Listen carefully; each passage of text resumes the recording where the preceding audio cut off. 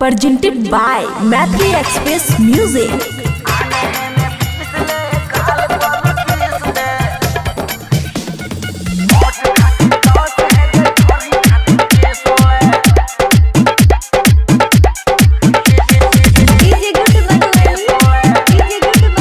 खुशी recording studio बलुआहा।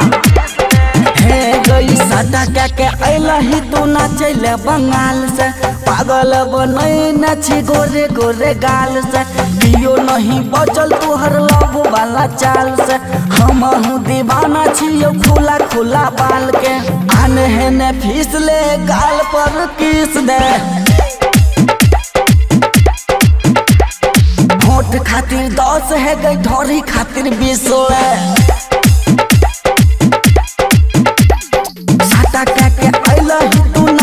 बंगाल से पागल बनैना छही गोरे गोरे गाल से, कियो नहीं बचल तोहर लव वाला चाल से।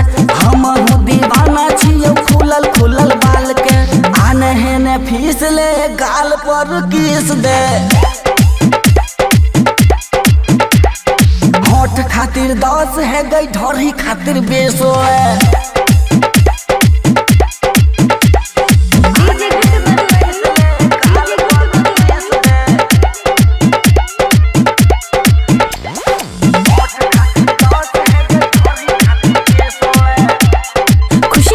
स्टूडियो बलुआहा।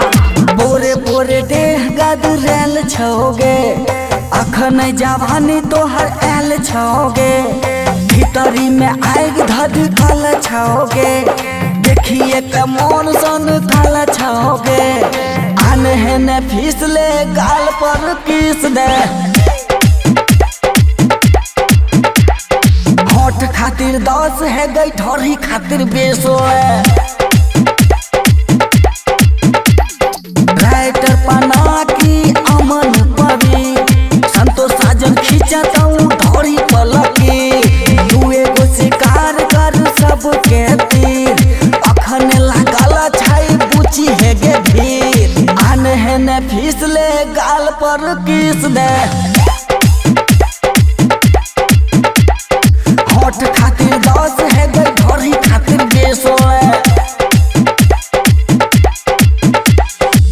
खुशी रिकॉर्डिंग स्टूडियो बलुआहा।